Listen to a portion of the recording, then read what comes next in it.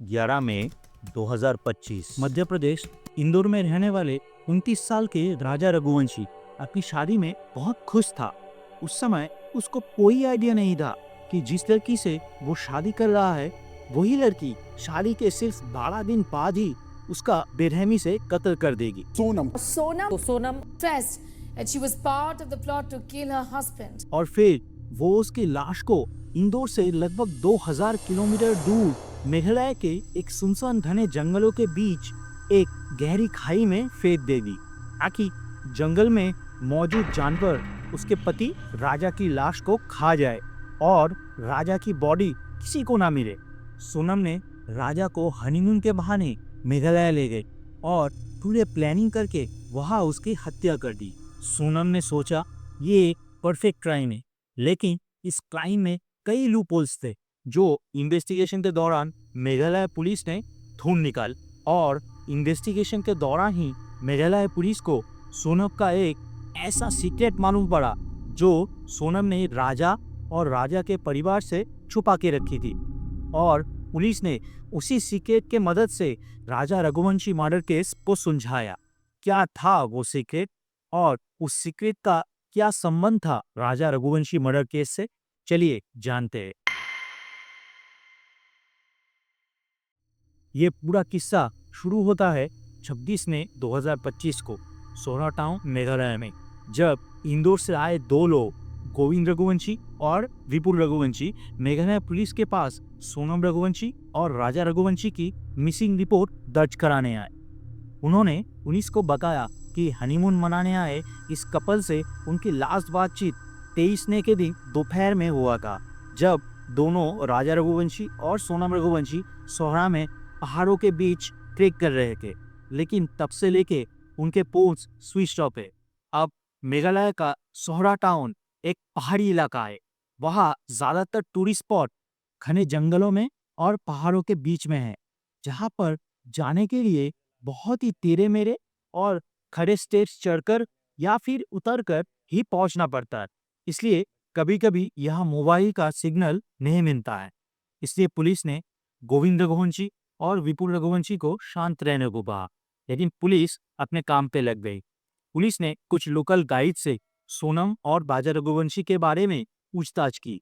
Local guides टूरिस्टों को guide करके safely पहाड़ों और जंगलों के बीच में से होते हुए पूरी स्पॉट पर लेके जाते हैं। उनसे पता चला कि सोनम और राजा को 23 मई के दिन वेस्ट यादम फॉल्स के पास एक सेल्फी पॉइंट पर जाते हुए देखा गया है। वेस्ट यादम फॉल्स सोहरा में एक टूरिस्ट स्पॉट है, जहां लोग झरना देखने के लिए हजारों स्टेप्स उतरकर नीचे जाते हैं। उस झरने के पास एक सेल्फी पॉइंट है, जहां ऑब्वियसली टूरिस्ट आकर सेल्फीज लेते हैं और नीचे घने जंगलों का और चारों तरफ ऊंचे पहाड़ों का पिक्चर्स क्लिक करते हैं। लेकिन पिछले 2 सालों से ये सेल्फी पॉइंट टूरिस्टों के लिए बंद था, इसलिए ये जगह ज्यादातर समय सुनसान रहता था। साथ ही बांग्लादेश बॉर्डर भी इस जगह से बहुत नजदीक पड़ता है। इसी वजह से ये जगह एकदम परफेक्ट था बांग्लादेश से बॉर्डर क्रॉस करके आए हुए क्रिमिनल्स के लिए, जहां से वो टूरिस्ट से सामान चोरी करके या फिर उन्हें किडनैप करके फिर आसानी से बॉर्डर पार करके दोबारा बांग्लादेश लौट सकता था। हालांकि ऐसा बहुत कम हुआ है, लेकिन इस केस की शुरुआत में पुलिस को ये ऐसा ही रॉबरी और किडनैपिंग का केस लगा, इसलिए पुलिस ने एक सर्च टीम तैयार किया मिसिंग कपल्स को ढूंढने के लिए और फिर वेस्ट यादम फॉल्स के आसपास के इलाके को सर्च करना शुरू किया। अगले दिन पुलिस के पास एक लावाड़ी स्कूटर का खबर आया जो वेस्ट यादम फॉल्स से लगभग 25 किलोमीटर दूर सोहरा रिंग रोक कर एक कैफे के सामने खड़ा था।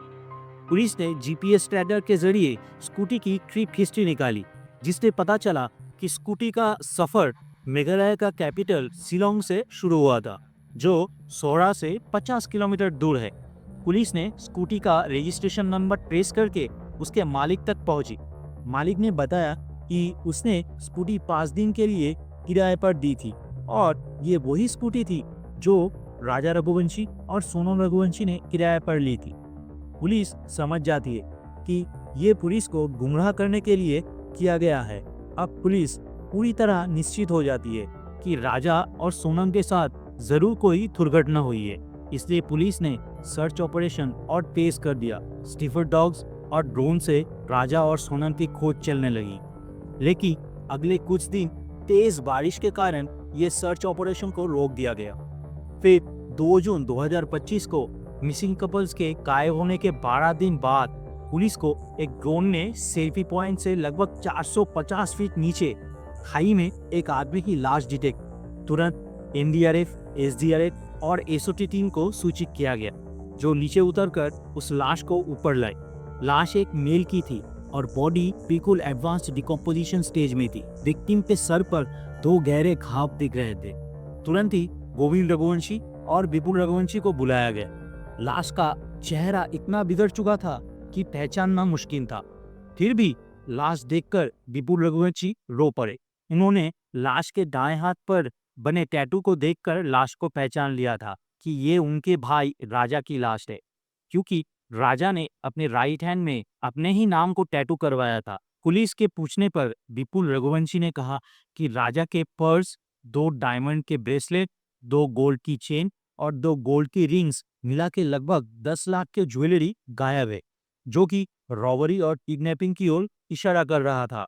इसके बाद पुलिस ने राजा की बॉडी को पोस्टमार्टम के लिए north eastern Indira Gandhi regional institute of health and medical science भेज दिया और सोनम का खोज चालू रखा।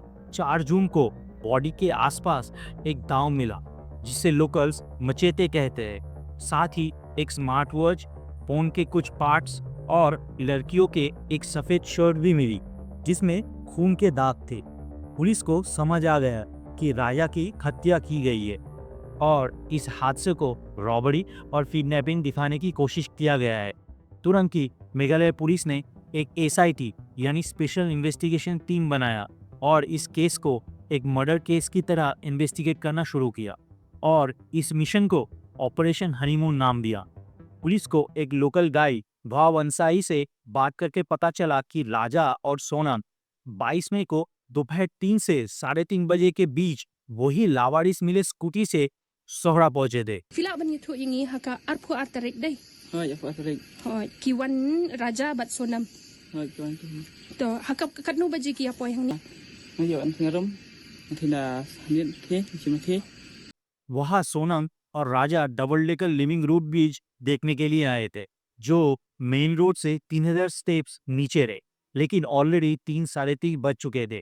डबल डेकर ब्रिज पहुंचते पहुंचते शाम हो जाती, इसलिए उन्होंने फैसला किया कि वो इसी नजदीकी होटल में रात बिताएंगे और अगले दिन बीच देखने जाएंगे।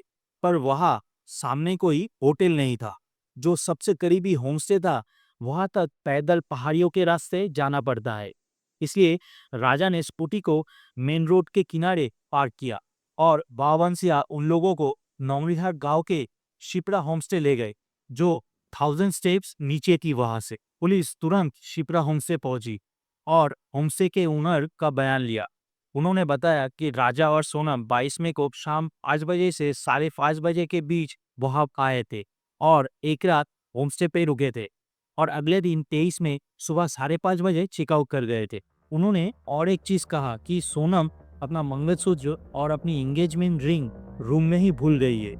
ये सुनकर पुलिस को शक हुआ कि कोई नॉर्थ इंडियन पत्नी जिसकी शादी कुछ ही दिन पहले हुई हो, वो अपना मंगलसूत्र अपने गले से क्यों उतारे। पहली बार पुलिस अब सोनम पे शक करने लगी थी। अब सोनम विक्टिम से सस्पेक्ट बन रही थी, इसलिए पुलिस ने सोनम के सीरिया यानी कॉल डिटेल रिकॉर्ड्स मंगवाए, जिसे देखकर पूरा मर्डर मिस्ट्री का काफी हिस्सा साफ हो गया। रिपोर्ट के मुताबिक सोनम 20 में से 3 लोगों के साथ कांटेक्ट में थी।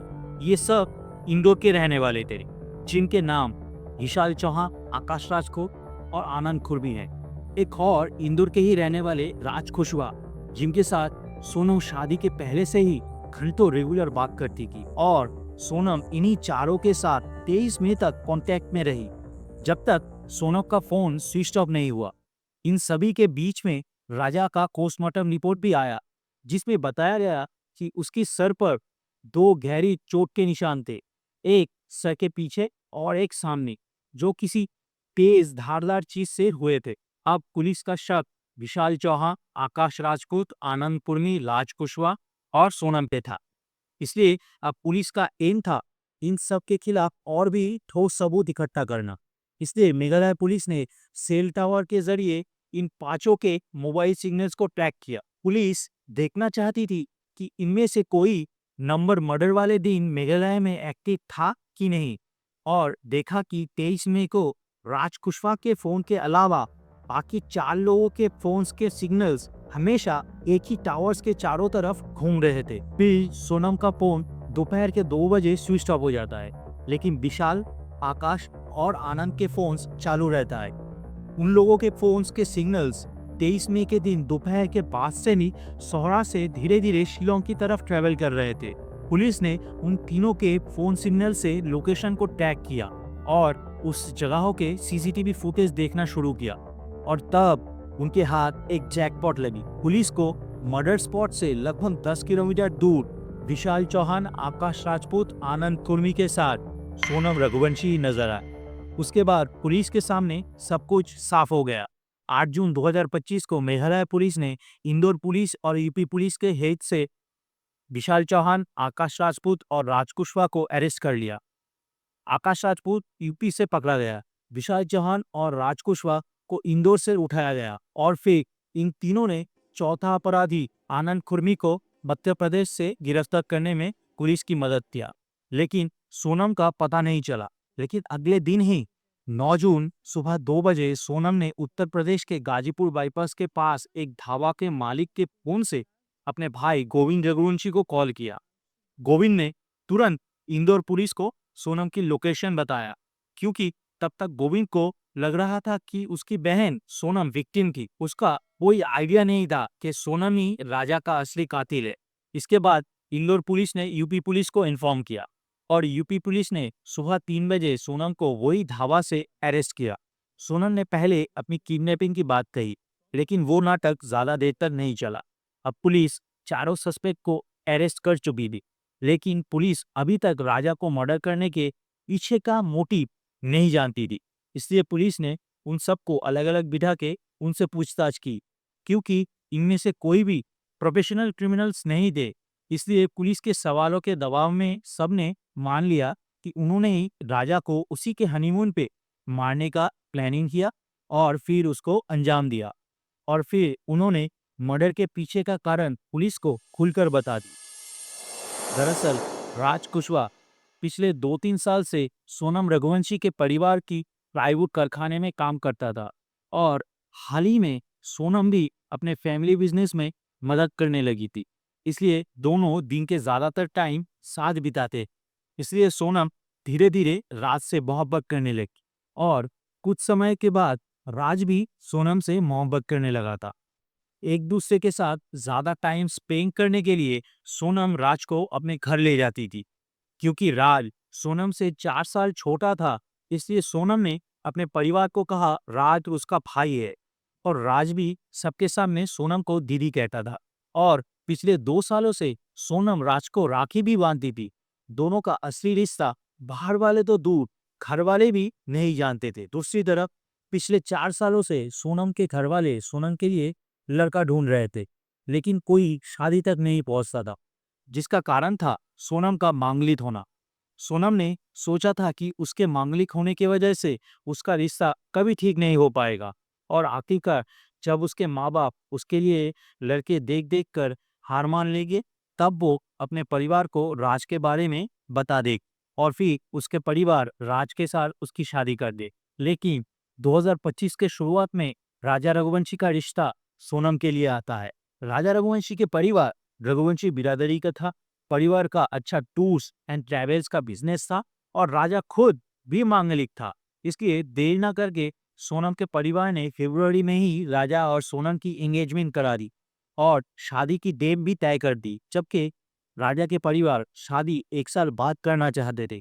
सोनम ये शादी नहीं करना चाहती। ये बात सोनम ने अपनी माँ को बताई।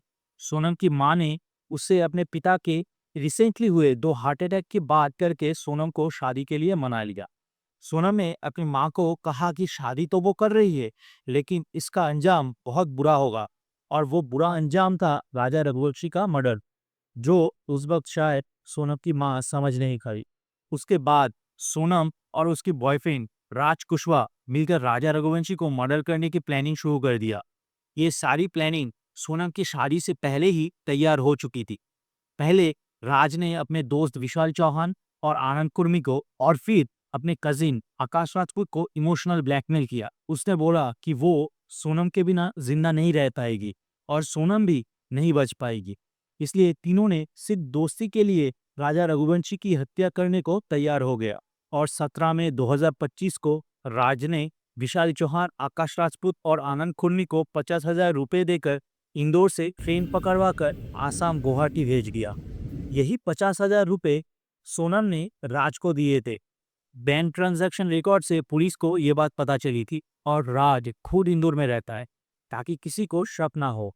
तीनों 19 तारीख को गुवाहाटी पहुंच गए और गुवाहाटी स्टेशन से 2 दाव खरीदे राजा को मारने के लिए और फिर आनंद लॉज में रूम बुक किया 1 रात के लिए।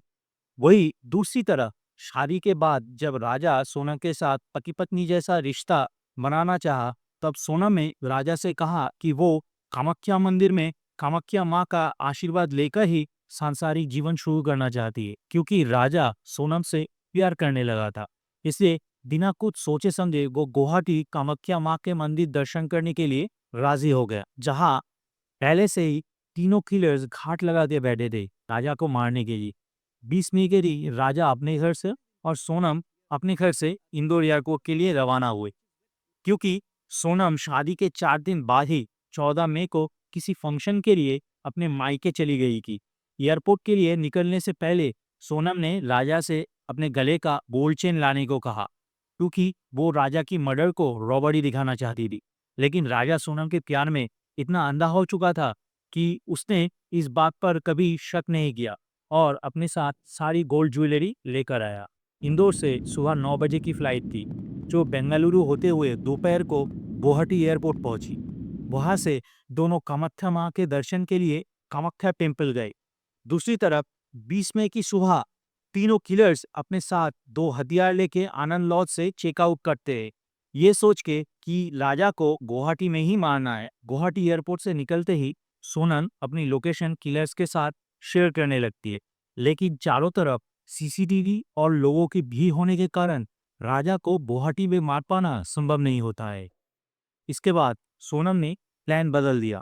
अब सोनम राजा को गुवाहाटी से मेघालय ले जाना चाहती थी, क्योंकि 1 साल पहले ही सोनम का परिवार मेघालय घूमने गया था। इसलिए सोनम जानती थी कि वहाँ ऊंचे ऊंचे पहाड़ और घने जंगल है और वहाँ सीसीटीवी भी नहीं होती है। इसलिए वहाँ पर राजा को मारना या फिर पहाड़ों से धक्का देना आसान होगा। हालांकि सोनम खुद पहले कभी मेघालय नहीं गई थी, लेकिन सोनम डेस्परेट थी राजा को मारने के लिए।